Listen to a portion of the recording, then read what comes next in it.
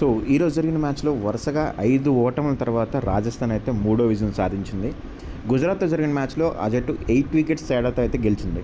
So first అయితే Gujarat 20 ఓవర్స్లో 209 runs చేసింది, భారీ టార్గెట్. సో జాగ్రత్తగా ఆడుకోవాలనుకున్న టైంలో రాజస్థాన్ 15.5 ఓవర్స్లోనే మొత్తాన్ని అయితే ఛేదించేసింది. అది కూడా ఓన్లీ 2 వికెట్స్ని కోల్పోయి. అండ్ మెయిన్గా ఇక్కడ మాట్లాడుకోవాల్సిన విషయం అయితే మన young super star Vaibhav Suryavanshi. ఎందుకంటే మనం ఆల్రెడీ చూసాం 14 ఇయర్స్ ఏజ్లోనే ఐపీఎల్ డెబ్యూ చేశాడు, యంగెస్ట్ డెబ్యూ చేసిన ప్లేయర్గా అయితే రికార్డ్ వచ్చింది. అండ్ తను ఇప్పుడు 101 రన్స్ 38 బాల్స్లో 101 రన్స్ చేసి సంచలన ఇన్నింగ్స్ అయితే ఆడాడు. అండ్ తన సెంచరీ కూడా 35 బాల్స్లోనే కంప్లీట్ చేసుకున్నాడు. సో ఐపీఎల్ చరిత్రలోనే ఇది సెకండ్ ఫాస్టెస్ట్ సెంచరీ. అండ్ దీంతోపాటు మరో ఓపెనర్ యశస్వి జైస్వాల్ 70 రన్స్ చేయడంతో మొత్తంగా అయితే మనకి రాజస్థాన్ అయితే 15.5 ఓవర్స్లోనే ఈ మొత్తం టార్గెట్ని అయితే ఛేదించింది. అండ్ మెయిన్గా గుజరాత్ బౌలర్స్లో అయితే ప్రసిద్ధ్ కృష్ణ, రషీద్ ఖాన్ ఇద్దరు కూడా చెరో వికెట్ అయితే తీశారు. అండ్ మనం మెయిన్గా ఇక్కడ మాట్లాడుకోవాల్సింది అయితే మాత్రం మన వైభవ్ గురించే. ఎందుకంటే 210 రన్స్ టార్గెట్తో అయితే బ్యాటింగ్కి దిగింది రాజస్థాన్. ఓవరాల్గా 166 రన్స్ ఫస్ట్ వికెట్ పార్ట్నర్షిప్ అయితే ఇచ్చారు. మొత్తంగా ఏంటంటే ఇప్పుడు చూస్తే ఇంతవరకు రాజస్థాన్ వరుసగా ఫైనల్ ఓవర్లో మనకి బౌల్తో పడడం అయితే చూసాం. సో ఈ మ్యాచ్లో వైభవ్ సూర్యవంశీ తన ఆడిన ఆట ఏదైతే ఉందో అది నెక్స్ట్ లెవెల్ అని చెప్పాలి. ఎందుకంటే ఫస్ట్ నుంచి కూడా ఎలాంటి బెరుకు లేకుండా ఫస్ట్ నుంచి కూడా ఇద్దరు బ్యాటర్లు కూడా మనకి బౌండరీలు వర్షం అయితే కురిపించారు. అండ్ సిరాజ్ బౌలింగ్లో ఫస్ట్ ఓవర్లోనే థర్డ్ బాల్కే సిరాజ్ బౌలింగ్లో 6తో అయితే వైభవ్ తన ఖాతాను ఓపెన్ చేశాడు. అండ్ దాంతోపాటు ఇషాంత్ బౌలింగ్లో 6-6-4-0-6-4తో అయితే కంప్లీట్గా ఒక కంప్లీట్ డామినేషన్ అయితే చూపించాడు.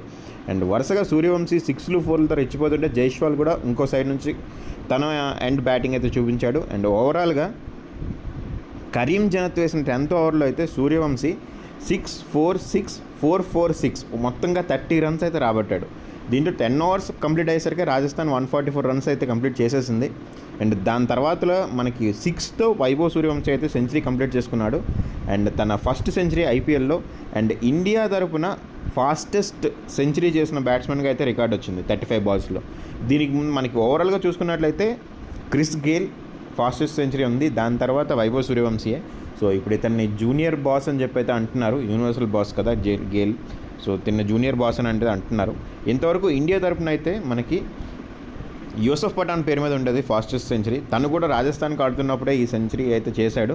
అండ్ ఇప్పుడు దాన్ని బ్రేక్ చేస్తూ Vaibhav Suryavanshi fastest century India తరపు నుంచి అయితే స్కోర్ చేశాడు. సో ఓవరాల్గా సెకండ్.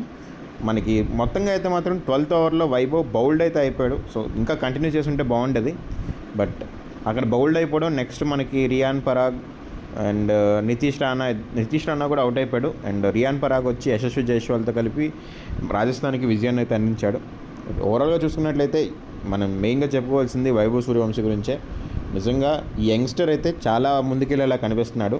14 ఇయర్స్గా ఈ రేంజ్ పెర్ఫార్మెన్స్ ఇస్తున్నాడంటే నెక్స్ట్ ఇంకెలా ఉంటుందో చూడాల్సి ఉంది. సో కొంతమంది ప్లేయర్లలాగా స్టార్టింగ్లో షైన్ అయిన తర్వాత ఫేడ్ అవుట్ అయిపోకుండా తను లాంగ్ టర్మ్ అయితే కంటిన్యూ చేసుకుంటే మంచి గ్రోత్ అయితే కనిపిస్తుంది. సో ఏమవుతుందో చూద్దాం.